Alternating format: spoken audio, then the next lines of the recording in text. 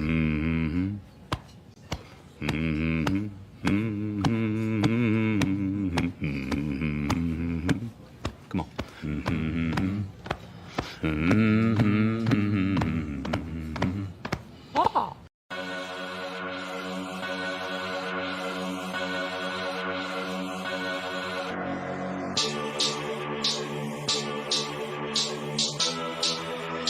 This is PZ Music.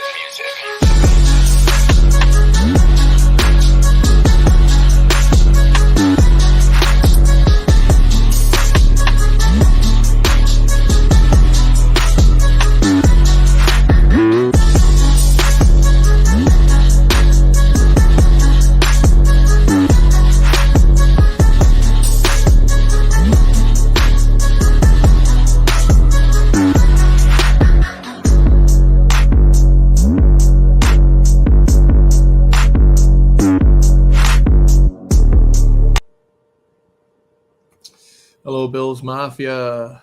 My name's at J Don't Fade. This is Backdoor Bills Talk. Victory Monday after a great game. I wouldn't say great game. After a very good game, or at least a refreshing game, which we won and we beat the, I almost want to say Detroit Lions, Cleveland Browns in Detroit, of course. And our next game will be in Detroit against the actual Detroit Lions, in which we will be the road team officially. Of course, probably felt a lot like that for the Bills players and organization, and for us fans even. This week, as a lot of Bills Mafia did make it down to Detroit, you could feel and hear their presence in the background. But also, I got to give it off to the Browns fans. There's a good amount of Browns fans up there. Now, there's a much closer drive. Of course, we had the conditions. Even just getting out of here, there were conditions for most Bills fans. I did try to secure tickets through the Bills app as I am a season ticket holder. However, I couldn't get any. Every time I went to go buy some, it would sell, and you had to keep refreshing the feed and get kicked out of the queue twice. And Ticketmaster, in the short time they had, they really didn't do very well with that. They really did botch that. It wasn't just me. I guess a lot of people got kicked out too, trying to buy tickets, and that was kind of a pain in the butt. But either way, Bills won. I wasn't there in attendance, which is okay because I'll be there this Thursday. I am, if you might be able to hear it, a little bit under the weather here. But I will be there Thursday, given that I'm not still under the weather, of course. That being said, Bills won. Great game. Like I said, good game. I'll have to temper my excitement, of course, because there were some things to look back on here that they probably want to get better at. And I guess in the words of Coach McDermott, probably a few plays that some select players probably want back. But let's just dive right into it, right? Talk about the game, talk about the stats. I got the stat sheet pulled up here, as you guys know I love my numbers. Let's start at the top, right, with Josh Allen. 18 to 27. It's a 66. We'll round it up 68% completion percentage there. Roughly 66 though. 197 yards through the air, a touchdown, no picks. That was nice to see. No picks because we really need to have a clean game. No picks, no fumbles, no turnovers by number 17 QB1 Josh Allen. Quarterback rating of 107.5. Pedestrian, right? Usually like to see quarterbacks get over 200. He didn't, of course. I don't want to say of course. I don't mean of course in a negative way, but he didn't. Just like I'm saying, he didn't get over 200, which it's not a huge deal because if he wasn't playing quarterback, of course, we would have lost that game or lost this game. So realistically, pedestrian numbers, they're fine. They could be better. I'm sure they will be better. It was a controlled environment, but the prep week was just so insane. I know Josh and a couple other Bills had the flu earlier in the week. Really no practice time at all, preparation time for them. Maybe they had Monday, Tuesday, maybe Monday and Tuesday, 2 days, and he was under the weather. So what we got from him was probably what we could expect in a situation like that, or at least all we could ask of him. Rushing, though, that was a little bit, and I would say refreshing. Rushing was much better. Both candidates, really, Devin Singletary, and James Cook. Both finishing with 86 yards. However, Devin Singletary had 18 carries for 86. James Cook had 11 for 86. And I think part of that, I was thinking back on it, because that's Singletary averaged 4.8 on the ground, which you'll take all day, any day. Cook, obviously, a higher number at 7.8. He did have some real explosive runs. The longest rush of the day came by James Cook in that 29-yarder, which he really picked up a lot of his numbers on. Devin Singletary, as we know, is more of his average is really his true number, where he's going to get you 5 to 6. Those occasional 10-yard runs, 8, 9-yard runs, but really his average is pretty true to what he does rush per carry, of course. He had 18, but he did have the touchdown, right? And then we'll get into the receiving touchdown, which was Steph Diggs, of course, who wasn't involved in the game very early on. I think he probably still, with what his numbers ended up, should probably still been more involved. It is what it is, though. We got to win. But it was refreshing to see James Cook be able to carry the ball and carries the ball with some intensity, right? We saw some of that speed, especially in that 29-yard carry, some speed, some tackle, break tackle ability, some shiftiness ability, which is good, of course. And I'm a fan of Devin Singletary being the RB1. Since he's been drafted, he's really done nothing but show out for us. A lot of people want to see James Cook. I'm okay with that. I think that they're a perfect tandem right now. I can tell you that for what we're asking them to do. Now, receiving, James Cook was in the receiving game. It looks like he may have had a target, but there was no catch there.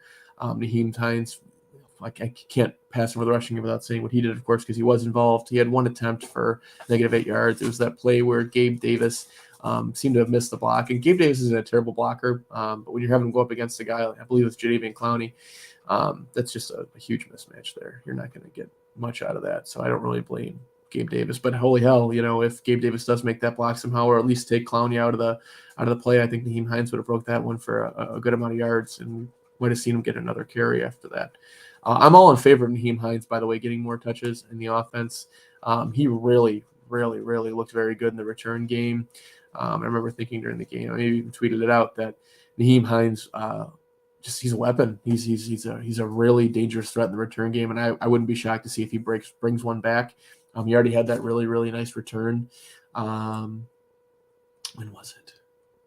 I can't remember exactly when it was, but he had a really nice return that set us up for a field goal, I believe. And without that return, you're probably not going to get that field goal.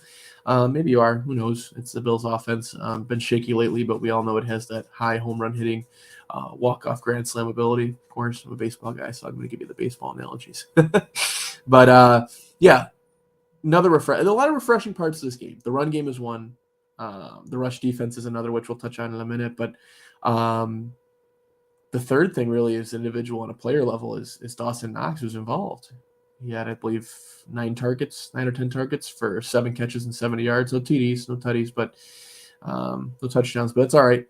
7 for 70 is good. When you pay a guy $13-14 million a year and you lock him up, you want to see him more involved. And I think Ken Dorsey may have heard our whispers how we weren't very happy as a fan base that Dawson Knox wasn't being involved, especially at the price tag he's at. And you can't blame Dawson. He's going to get the best contract he can.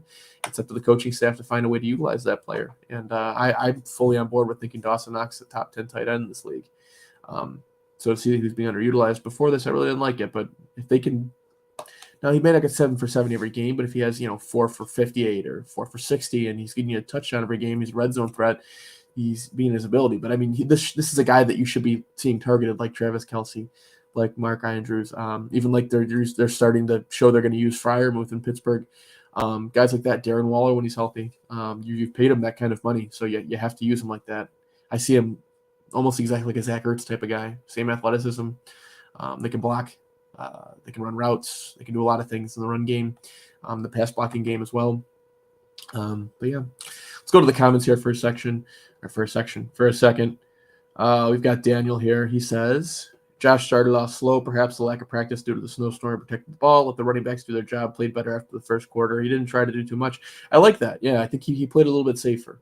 And now whether that was due to him being sick or earlier in the week or, like you say, lack of practice, it worked out. He didn't give the ball away. And I think that's really a big part of his game. It hasn't been so much not accumulating the stats and whatnot, which is part of it, but not really. It's been so much giving the ball away. And the fact that we're not doing that now is huge. And then Daniel also says, Hines is impressive. Jeez, you can tell I'm sick here, guys. Hines is impressive in return, dude. You want to see him used more on the offense. I totally agree. I think that's the sentiment I was giving here in the last couple of minutes. It's just that I want to see a guy that can make plays like that in the return game, deserves to get the ball in his hand a couple times at least throughout the game. Now, whether that's 2 or 3 carries and maybe you're used more in the passing game where you're getting 3 or 4 targets, I wanted to have 5 to 6 touches in the offense at some point during these games, regardless. And in a game like yesterday, why not put him in more towards the end of the game when you're clearly just trying to salt the clock away and you're holding back on offense? So I don't know. They didn't seem to want to go back to him after that play got blown up, but that had nothing to do with Hines. So also, Chanel says, I agree on Hines in the offense. Yep, sounds like we all have that. It sounds like Bills Mafia as a whole is starting to kind of come to that. I'd like to see Shakir in there. Yeah, me too. And I think that I subscribe to the ideal that in the theory and whatever you want to call it, the theory that McKenzie is a different kind of player. He's a true gadget player, where Shakir is more of your Cole Beasley type of player. But you know what? I don't want to see McKenzie in that offense anymore at this point. I don't he could have had that 2 points yesterday. You got to get low. What are you doing trying to challenge a safety? He's going to knock your ass on the next Tuesday or last Tuesday every time. I think he should have went low and he would have had that 2 points, or at least has a 50 to 60% chance better at getting those 2 points. So unacceptably there. I think Isaiah McKenzie has earned himself a spot on the bench. I'm not against him. I like him as a guy in the returning game. He's okay. Hines is much better now, but I think McKenzie has been officially replaced, and I think once we put Shakir in there, we will see that as a team. So jumping on to our next topic here, let's talk about the receiving game a little bit. We already did talk about Dawson Knox, but beyond that, Gabe Davis. And this is kind of a big time. Let's first touch on Steph Diggs. I think Gabe Davis want to talk about for a second. So Steph Diggs wasn't used very early in the game. I was texting people, like, was he injured? Did he get hurt? Did I miss it? Because I got up for a second while watching the game. Did he get hurt? Because he just wasn't. And I saw him in the plays. I just didn't know, like, he wasn't getting targeted. Something was going on. Then they show Steph Diggs going to Sean McDermott, and they're having a little discussion. And I think Joe Miller said that, or not Joe Miller, I'm sorry. Joe Marino had said this on Locked On Bills, another great Bills podcast and content creator and whatnot. And he had mentioned that, there was a lot made of that conversation. I don't personally believe that, and I agree that, like Joe said, there was a lot made of it. But I think we all kind of can agree that there really doesn't need to be. I think that was just a simple conversation with a player that was a little bit frustrated with how the game was going so far, but I don't think there was any words minced there or anything that was really said that was too dangerous to communication, relationship, the locker room, anything like that. So Steph Diggs ends with a pedestrian line, 4 for 48 and 1 tutty. However, that does come out. I always think in the sense of fantasy points, that's still 14.8 fantasy points, which is a solid day. One of the smaller days that in smaller workload, smaller put out, smaller production from Steph Diggs. But, you can only work with what you got, right? I think he might have had 6, maybe 7 targets. He didn't have a target at one point in the first quarter. I think after the whole first quarter or something like that. Now it's a little surprise there, but I think that they'll clean that up and they'll find a way. I think they're just trying to find different ways to get the offense moving. And I think people had said, like, maybe Diggs wasn't getting open. Diggs is always open. He doesn't need any space, honestly. He can have a guy within 2 inches of him. He's going to catch the ball somehow. Although he did drop that one ball in the end zone. And I thought he should have caught that. It doesn't matter. I guess we would have saw there was a penalty on that play by Stephon Diggs, which I didn't agree with that penalty either. But that even if he caught that, it wouldn't have counted. But it was there for him. I was a little surprised he dropped it. I think it just kind of was one of those ones he's like, oh, shoot. This is just going to be a bad ball. And then he saw, like, oh, shit, I can make a play on this ball. And I think he just wasn't able to get there in time. But he makes that catch 9 out of 10 times. So one drop, I'm not going to fault him for that. But now let's jump on to the big thing, and that is we only had 4 pass catchers yesterday, which is kind of weird, right? Dawson Knox, Gabe Davis, Steph Diggs, and Dev Singletary. Isaiah McKenzie, of course, had that. Was it a catch? I'm thinking back to the play now. I want to say it was a catch, but yes, it was a catch, I believe, on that 2-point try, but they're not going to count that. Of course, that's a 2-point try, so it doesn't count to statistics unless you get the 2 points, of course. Then it would be a 2-point in the sense of fantasy again. But let's talk about Gabe Davis real quick. Gabe Davis. So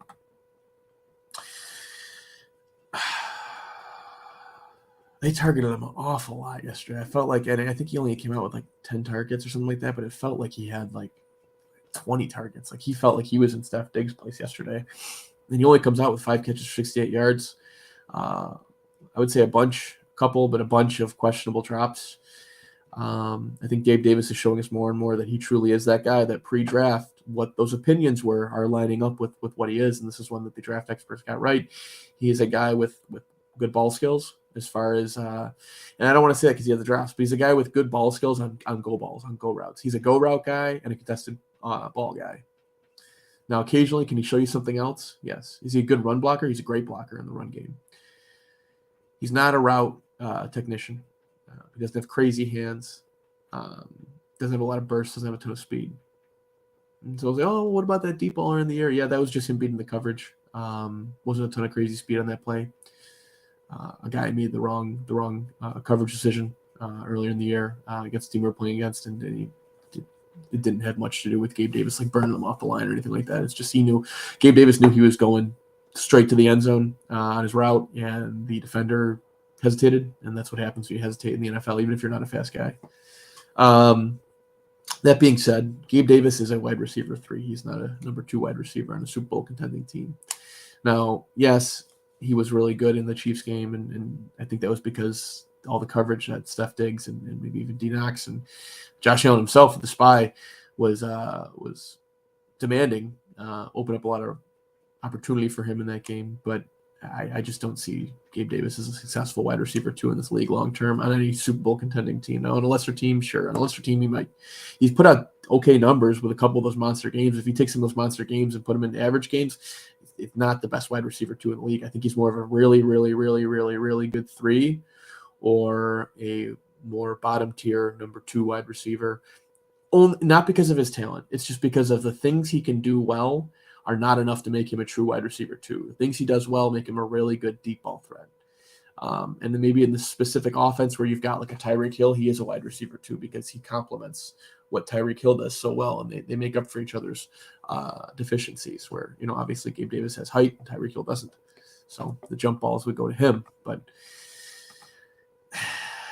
I came away from this game seeing that, my thought process that I had a couple weeks back that Gabe Davis might not be a 2 is probably where I'm going to land now permanently. So could that change? He's still okay, somewhat young. Yeah, I'm sure. But I've been on the Odell Beckham train for a couple weeks now. I think that Odell Beckham being added to this offense would really propel them and get them back on track. And I think that would open up more clean opportunities for Gabe Davis to do what he does best, as far as being able to run those go routes where you can have something underneath with Odell Beckham and you can have Steph Diggs running his underneath plays as well. And you can open up the opportunity maybe to get one-on-one where you can throw more jump balls to Gabe Davis to highlight what he does well. So that's what I have to say on Gabe Davis. Now let's jump to the best, I think the best part of what the Bills did yesterday, and that was the rush defense, the running defense. And I think the best way to take a look at that before we look at the individual statistics is to look at what the Browns did on the ground. So let's take a peek here. I'll get this pulled up real quick. I'm having a little bit of trouble with the technical difficulties here. Let's see.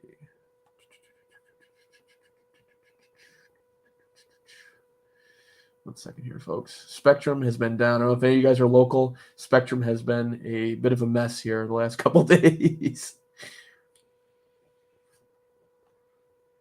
Let's see.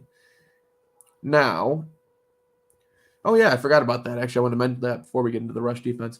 Corey Bojorquez, welcome back to, I would say Buffalo. It would have been Buffalo, but welcome back to Detroit. So welcome back to near Buffalo, even though he was closer to Buffalo and Cleveland than he ever was in Detroit, but it was our home game, right? So Corey Bojorquez, 3 punts with an average of 42.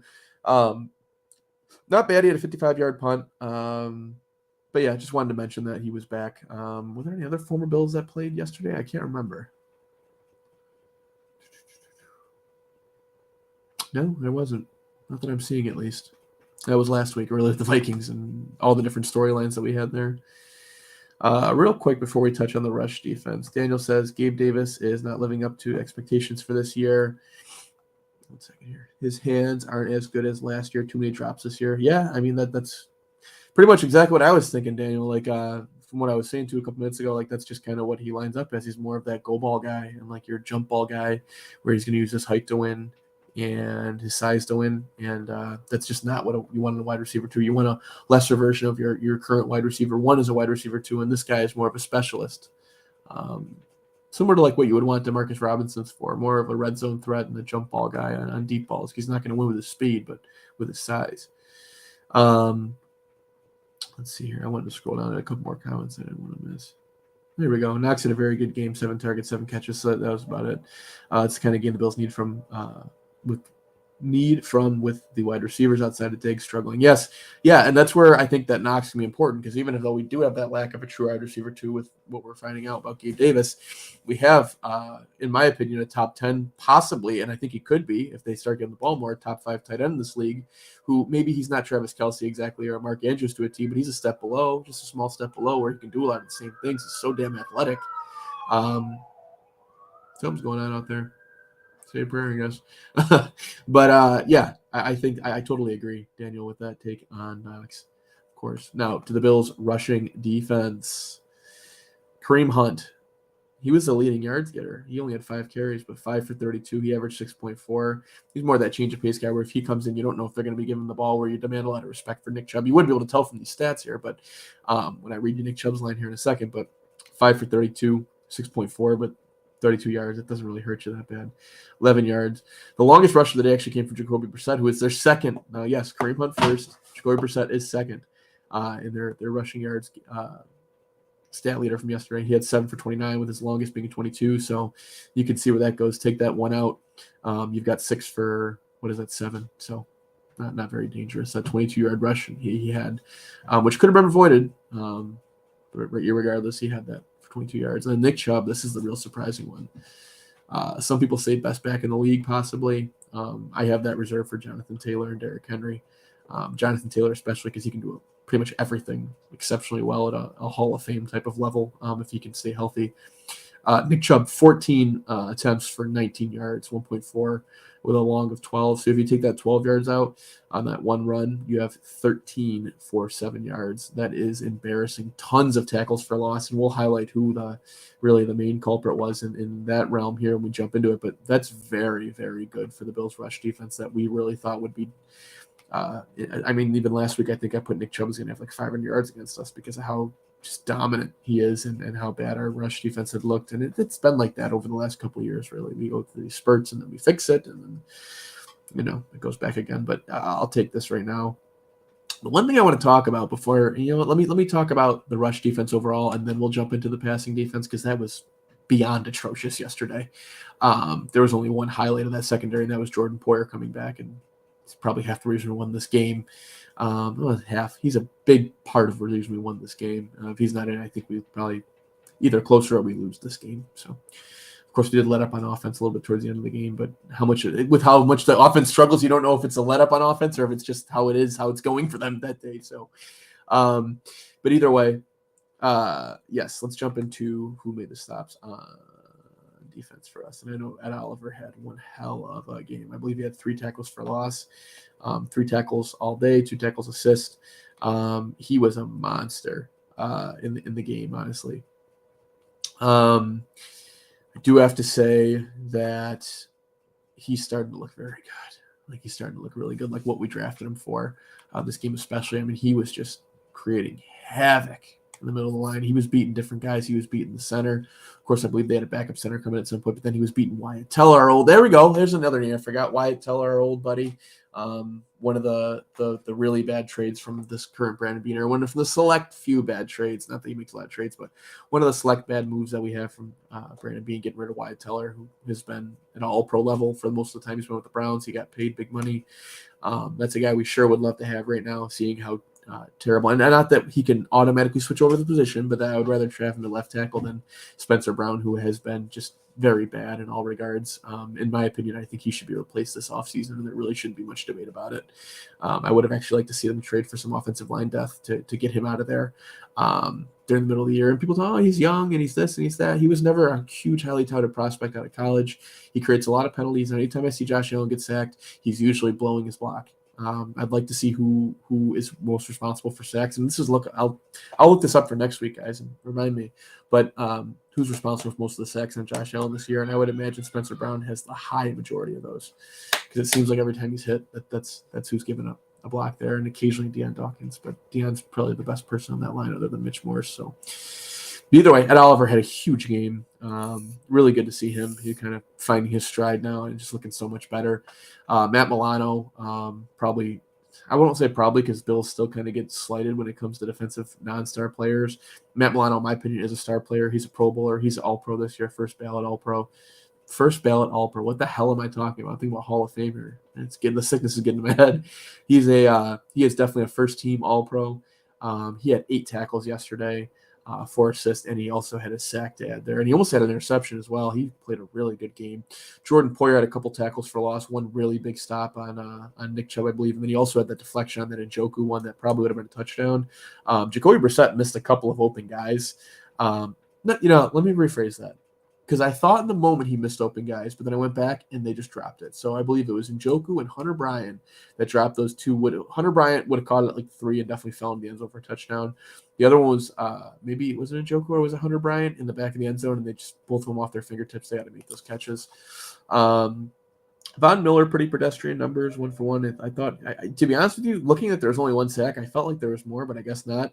Xavier Rhodes had a really nice play. We'll get into the secondary now, and it's kind of a sore subject because of how terrible it was. But Xavier Rhodes had a really nice play yesterday that he made that I believe would have been a touchdown. And I believe it was Donovan Peoples-Jones he might have been defending. It could have been Amari Cooper.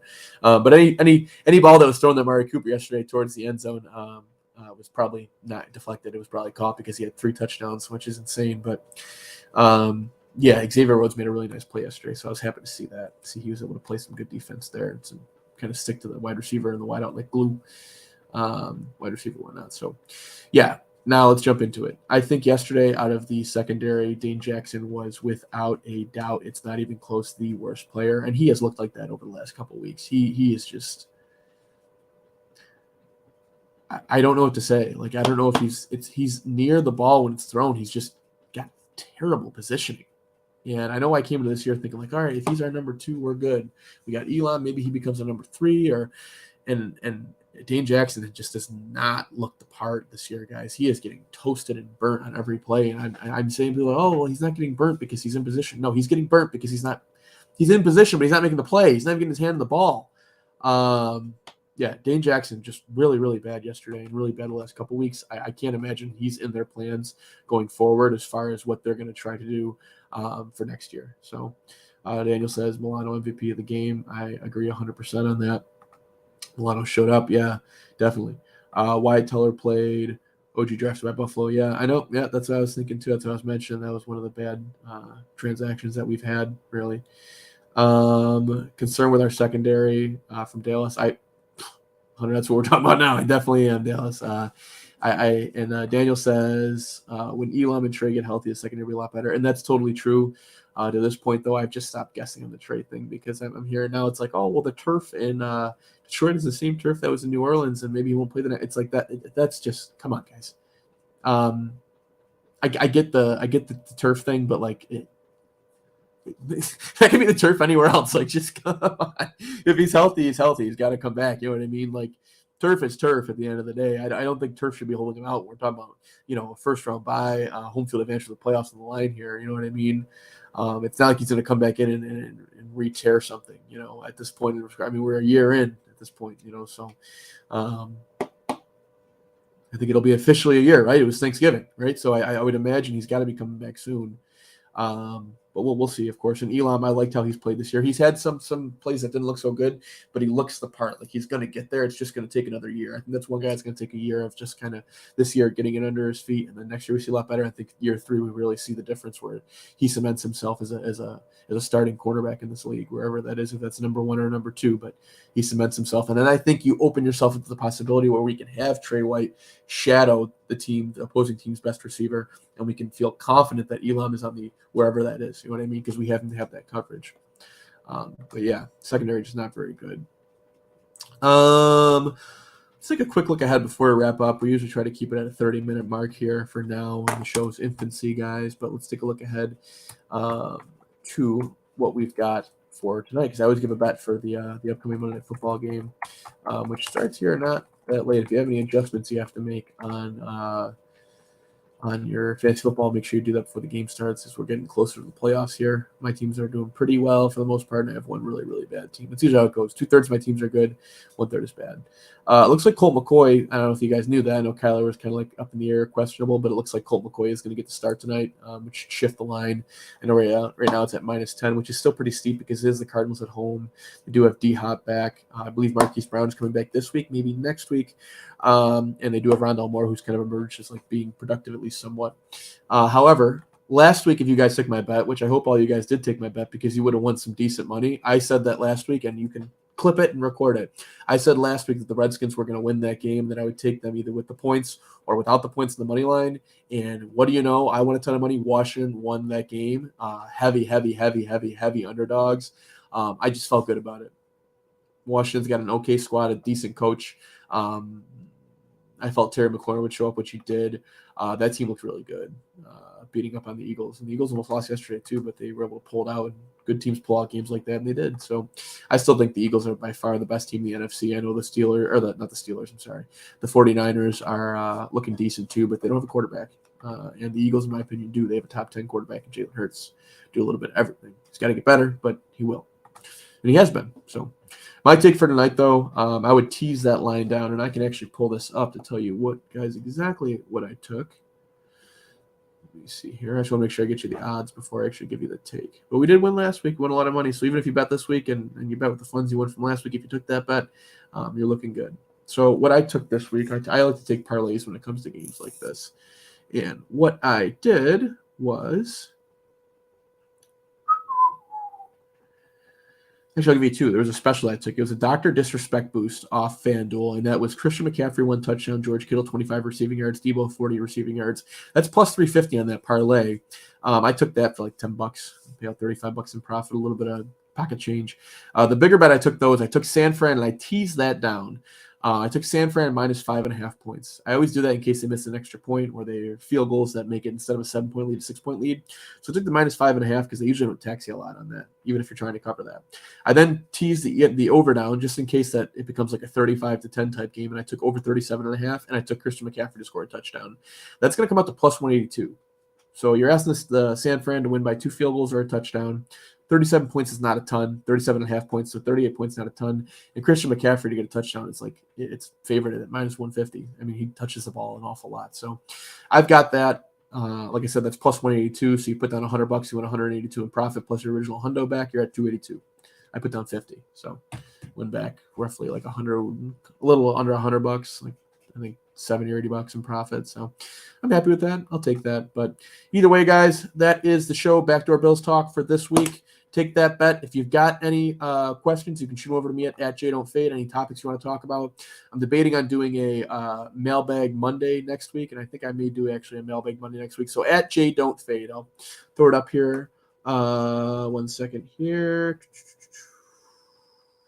Actually, it's already there. There you go. Sorry, guys. Bottom, that'd be your right. So bottom right-hand corner, my left-hand corner. At JDon'tFade on Twitter. Go ahead, shoot me over your questions you have for Mailbag Monday next week, and we will discuss them on the show after we talk about the Lions game, of course. But for now, Bills Mafia, rock out with your socks out, and we will see you next week. Go Bills.